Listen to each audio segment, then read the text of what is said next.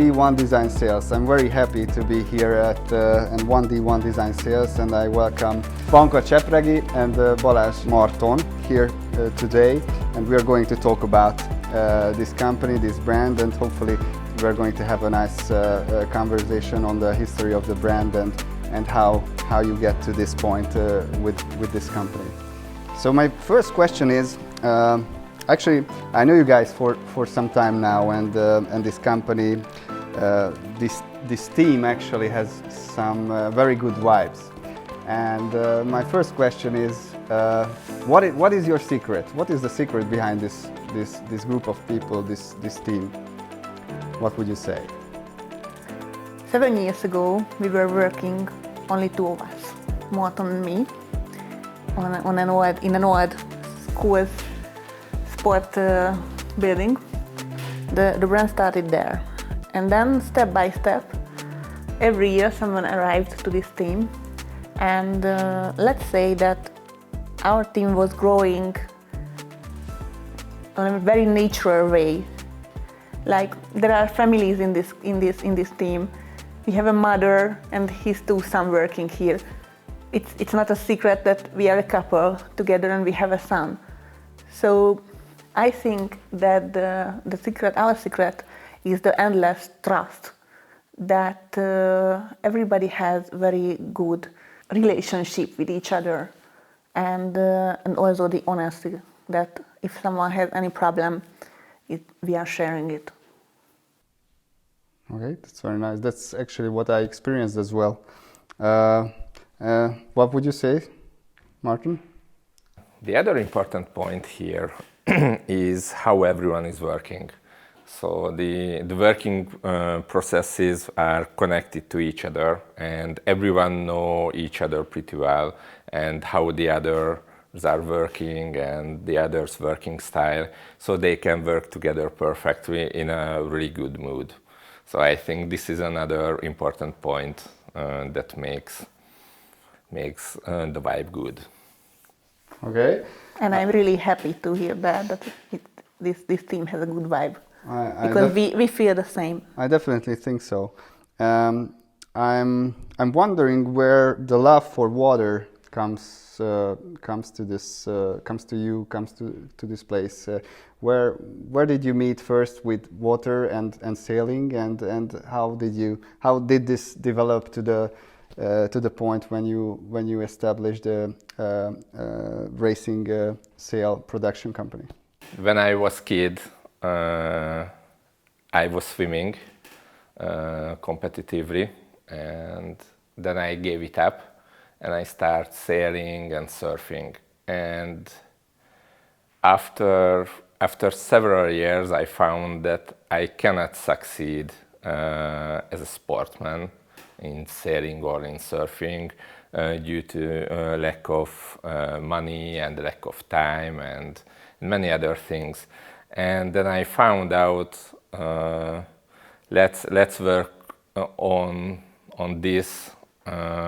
On the background, so on the technical side, to try to reach something good and something what I really wanted to have. And I was always pimping my sails, my boards, and my boats. So I started to go to that direction. I learned boat designing and boat building, and I have built several racing boats and several cruising boats.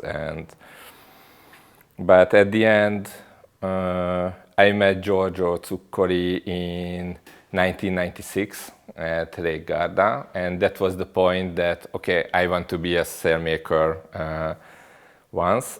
And when I was fed up with the dust and the dirt of the boat building, I found out that, okay, I want to work with sails. And I just called, I remember I was in our garden and I was calling Panka that, okay, I want to do this and that, and she was basically laughing there. And this started from that point. I started to learn this profession and learning newer and newer things until until we started our brand. And basically, this is. Giorgio was a key person in this story, right? Yeah. The other important point is Giorgio, that the guy I went to start to work with sales. It's Pablo Soldeno, and he was working with Giorgio, and basically we learned what Giorgio was doing. So we learned what he was established, and later we bought the tools, the machines from this loft. So actually we had the old white scissor of Giorgio. Yeah, he passed a long time ago, but he's still a very memorable person in the sailing society. My family was boating on the river Danube, so I'm coming from there. My grandfather had boat. My father was a famous power boat racer with very, very good results internationally. And when I was a teenager, I was looking to the lake. My grandparents had a house on the hills nearby Balaton, and I was sitting there as a kid and seeing the sailboats on the lake, and I decided to learn that. And I was a kind of rebellion because my family was power boating, not sailing, and there wasn't any history of sailing in my family. And I learned that. I became a kind of sailor, and later I went to the university, so my life changed, and I did not have a chance or time to sail. And later, at a point in our life when we have met, and he decided to do a business like this, I was the one who made the business background of the company. That's the story. We were sailing together, yeah. Yes, we were sailing together for a while. As a friend told us that she met me because of sailing, because she wanted to sail,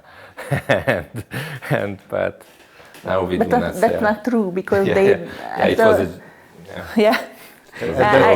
At that time, you were an established sailor already, right? Yeah. Yeah, because these guys did not know that I sail, that I'm a sailor, because I didn't go to regattas.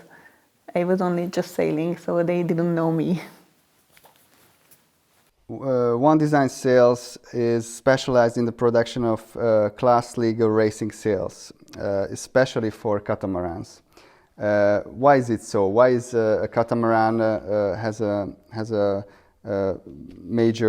takes a major part in the production of 1D Design Sails? Because they are real sailors. That's one point. That's one answer, but we have many answers to that question. Okay, so you're saying that sailing a boat and sailing a catamaran, different skills and different skill sets is necessary to sail. Yeah, it's much more faster than any other boat. It needs skills. So everything is happening much more faster on that boat, and it's a hard sentence, but a usual sailor cannot sail a catamaran. They have to learn a lot before they are able to steer that boat on a well way. You can have fun, but if you go to regattas, to catamaran regattas, you have to be a real sailor. The other thing about why catamaran sails, two things. One is that we have learned how to make these and how to design these sails. Because and we love cat sailing. Yeah, me too. And you said cat sailing, right? Cat sailing, cat sailing, yeah. And the other thing is that it they are pretty new classes, and they have still a wide range of fields of development and finding new things and how they can be faster, easier to handle,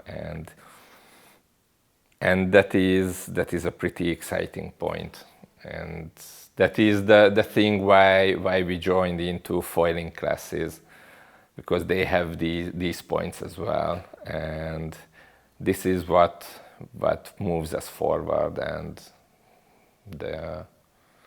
I think to develop new things and develop new ideas and working out new ideas is what pushes forward our brand. In these classes, like F18, ACAT, or even Tornado, which is now classic class even in catamaran sailing, but these classes are, and MOS, and foiling MOS. These classes are very innovative. Okay, there are box rules, but you have a chance to find out how to make more faster, more stable sails, and we can always improve also the quality, and that takes our brand to the front of the fleet. And that's why when you are on the first place in a fleet, you would like to do it and more. So you would like to repeat every year. That's right. On your website, I read addiction, passionate, and maximalism are the three main drivers of your business. So basically, are catamaran sailors somewhat addicts of adrenaline, you think? I think that every sailor is an addict, but the worst are the cat sailors and the foiling sailors, like the most sailors. Yeah. Am I right? Yeah. I do not know who wrote this onto our website and what he or she was thinking of. Yeah, but I think these words are true for us as well. How we go forward and what we do. And yeah, basically what I like is, okay, when we say, okay, we have the fastest sail and we reached what we wanted to do. And next morning I wake up and I'm thinking, okay, how we can do it much, much faster. And there is always an answer.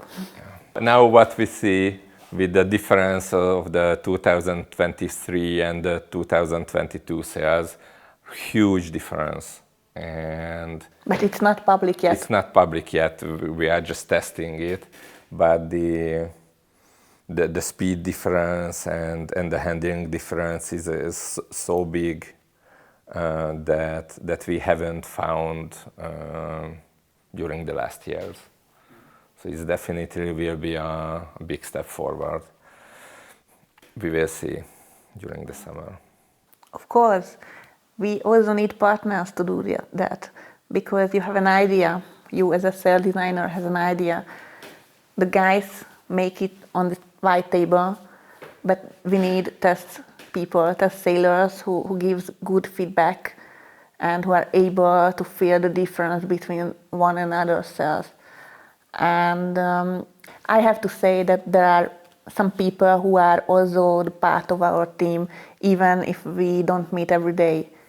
They are like in Greece or somewhere else, or in Spain. So they are somewhere around the world, but we speak a lot.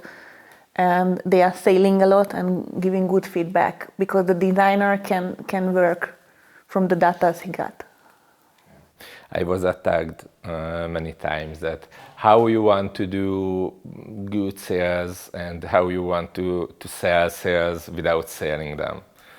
And okay, I would like to sell them, but that is not my job. My job is just to checking the numbers and finding out the solutions, making them, and then having the feedback from the test sailors and translate it into numbers and checking if what I was thinking is good or no. And then we can go forward. And if I should sell that, I think we won't or we wouldn't be so successful. Let's be honest. We are sailors, but we are not good sailors. If we would be good sailors, we would sail. But in this case, we can be sailmakers, and we can be around the good sailors and work with them, and that's success. What are the results that you are the most proud of when it comes to racing with your sails? But when in Spain, Darren Bandok won our second World Championship title, his second World Championship title with our sail. That was a feeling that we can do it again and again, and we have to keep it. Yeah, For you? For me, it's totally different. And after the sails won in Sarasota, on the first one. First World Championship, what was won by One Design? Not exactly the first one, because in subdivisions we won before. And in Tornado class and in F16 class, the mixed class and or the mixed division and the youth division. So we had before that. But for me, the more memorable, and I think the one that I am the most proud, is the Tornado World Championships with Brett in New Zealand. That was something that I was really fighting for, and we made huge amount of sails and trying to find the right shapes, and everything seemed so hard there.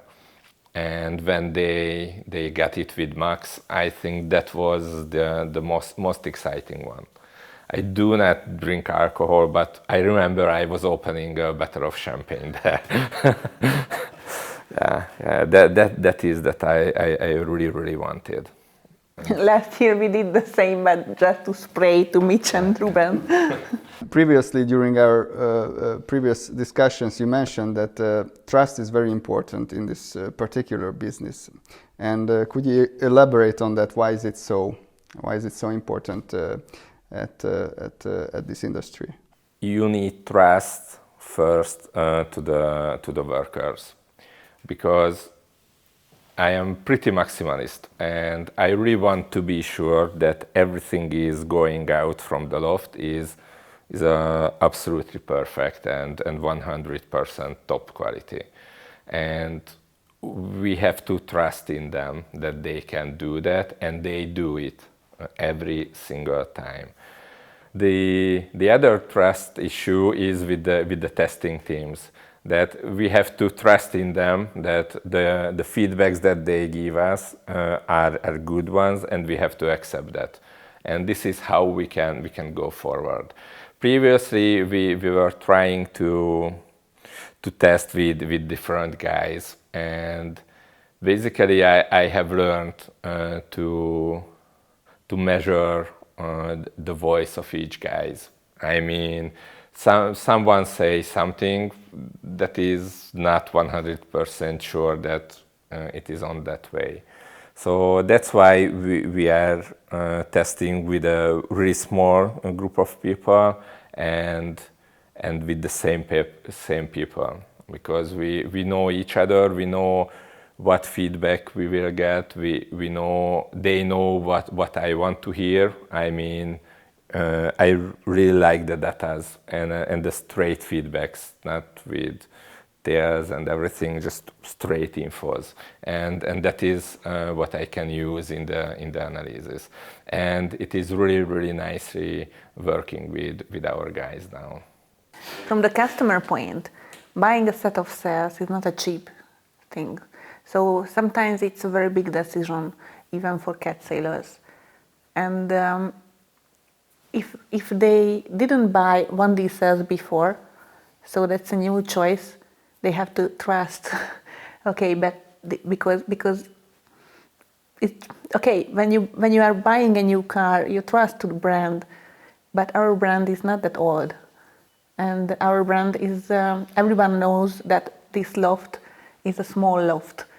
So there is not a big factory behind it with many levels of the productions. So I think that every of our customers trust us, and they have to trust us if they order a set of sales from us. Do you have a chance to meet with your customers? How is it? You go to races, you meet with them, you have discussions with them? Usually we visit world-class events, mostly in Europe, and this is an event when on the regattas when it's a chance to meet our customers, and they get support there during the measurement and during the regattas. So we help them to set up correctly the boat, the sails, so they get I can say that they get every support from us there. Usually, as we are exporting most of our sales, usually the customers don't come here. Okay, as I heard, you have quite a unique relationship with your customers. Could you explain me more about this catamaran community? What you told me is the situation of the sailing community itself. I think so. You know, we make pretty much Zoom meetings where we try to answer the question of the customers about setting the boat up right. And on the other side, I am a lot on my phone with different chat platforms and phone calls with the customers, as they always coming, okay, how to solve this, how to solve that problem.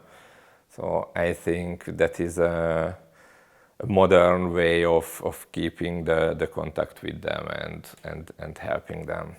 And yeah, by the years, many guys became friends from customers. Yeah. The people can contact us directly. They can contact Marton or even me directly on whatever platform, on Messenger, email, or WhatsApp, and they use these platforms to contact us.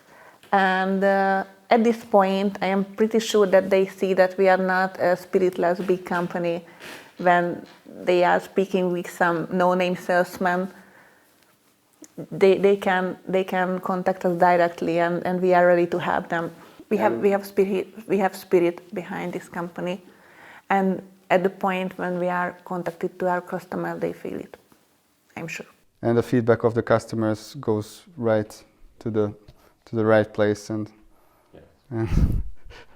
1D1 Design Sales is now a Hungarian brand, and basically you, as far as I know, you don't really sell sales to the Hungarian market, right? So most of your customers are foreigners. So basically the brand went to conquer the world. I heard a sentence from you, Panka, that back in the days you were reading a Facebook comment that why is everyone bothered to bring a foreign brand to Hungary? Why doesn't a Hungarian brand goes and conquer the world itself? Did it trigger something in you that eventually led to create this story, this company? I remember that comment, and our answer that it wasn't posted, but our answer was between us that okay, challenge accepted. And looking back to the past, every step followed each step. So then, around 7 years ago, at Lake Garda, there was a small regatta where we met first one of our top sailors, and for me he was just a famous name who hello. So I was a little bit shy, and he was sitting near me and he was looking to our sails, and he was asking me, I am wondering if we can sail with your sails. And he was Danny Pascalidis. And that was the time when we started to work with them. Later, I remember another moment when Mitch Puss was texting Marton, and Mitch wrote him that hello, and then and the 3 points are blinking, and that he's writing something, and we were working in the lab that write it, and then the next sentence was, I was wondering if we can share with your cells. So these were magic moments. What helped to build our brand internationally. These people, I am very, very thankful to these people, because without them, we won't be at the same place at the moment. What was interesting that at that moment we had a world champion title in the mixed class, in mixed discipline in tornado class. So during that summer, Brett and Estella did that. But somehow we basically that year we had a European champion title in F16. But somehow we wanted to target pretty much on the F18. And I don't know why, because perhaps we felt that could be something great and something good. So that is the starting moment. And yeah. My answer is that bigger class, much more competitive events, much more big names, much more boats sold around the world. So it was a much more bigger market than the F16. Yeah. And you are right, we do not really sell sales to Hungary. So maximum 6-9 sales a year. So it's out of 350. So it's a pretty low numbers, but we have a different mindset and different thinking about the sales and the local seller had. So basically, I think that is the right answer.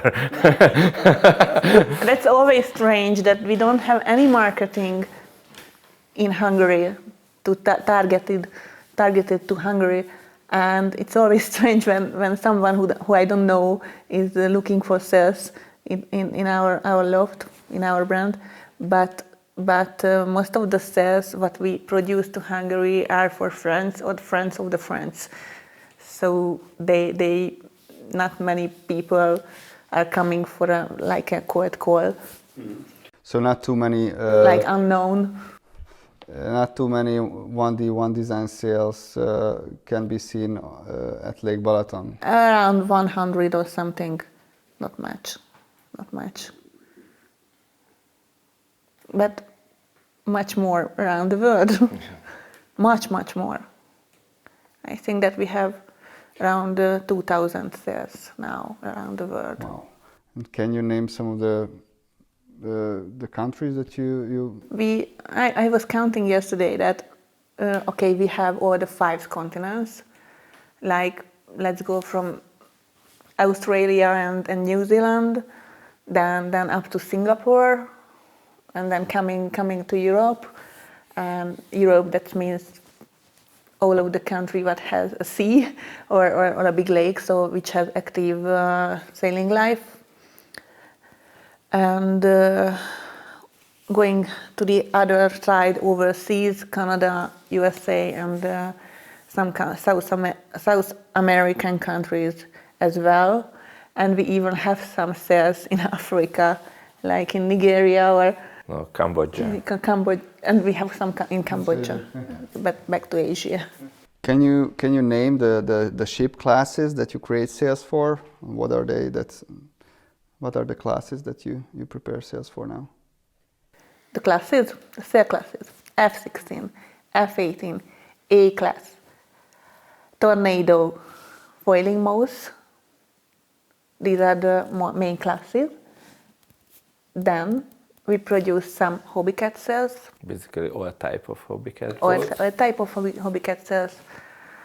And all of the other ones are for different classes, like unique productions. And in order to do so, you need to work with the right people and the right team. One time you mentioned that you're working with the stars of the industry. Could you introduce the people you're working with? Who is responsible? What part at the company? This company has two owners, Marton and me. He is the sales designer and somehow the head of the productions.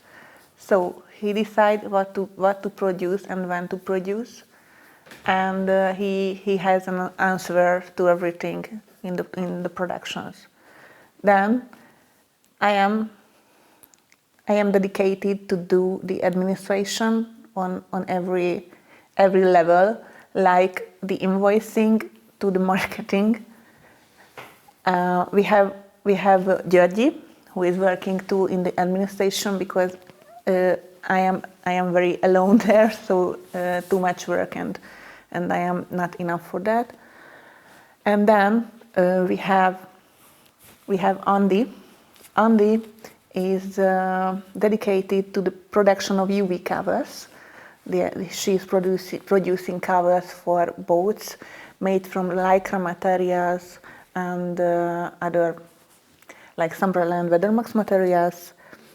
We have Nandi, who is the head of the production from the first steps to the last steps. So he has also a task for the last quality check.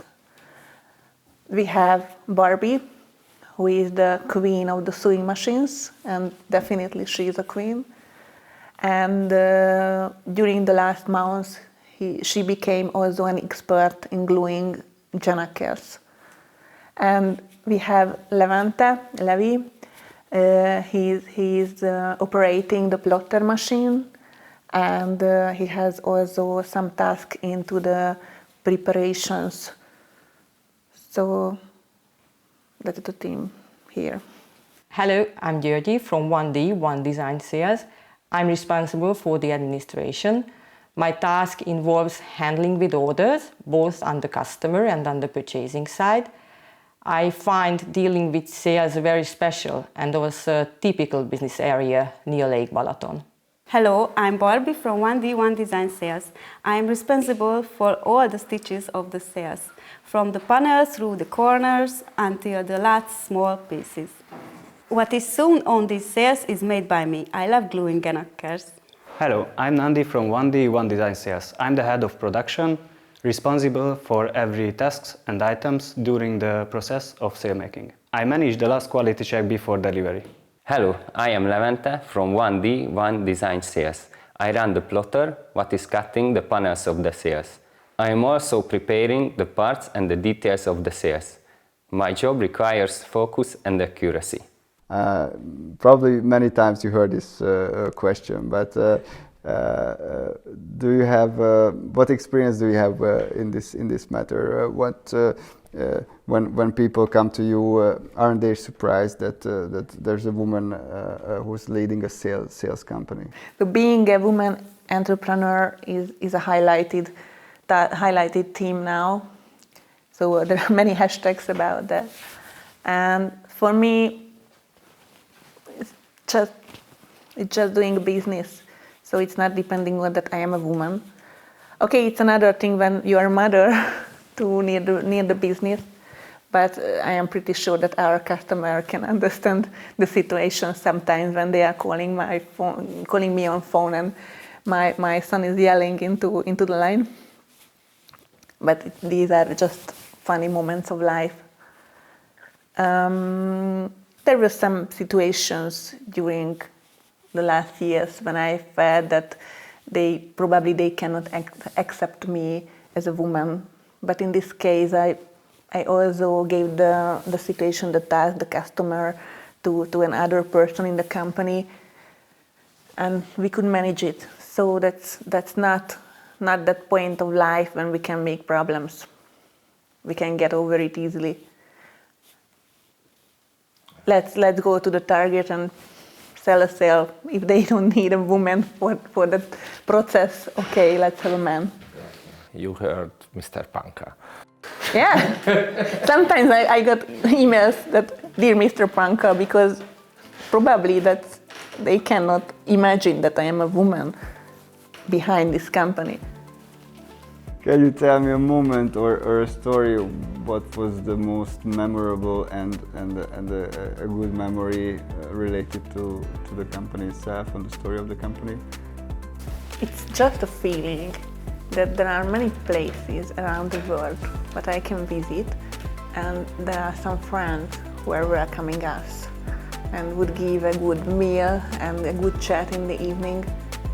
So I don't have a proper story.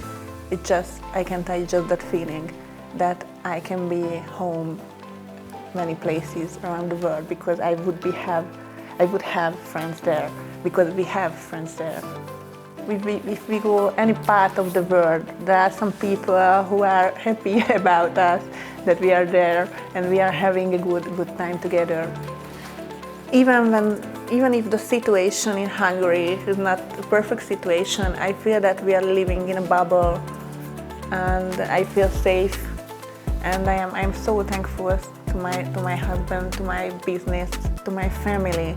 I am so thankful to my father who showed me how to be a boat user person, how to be on water, and who started me on this road to be a businesswoman.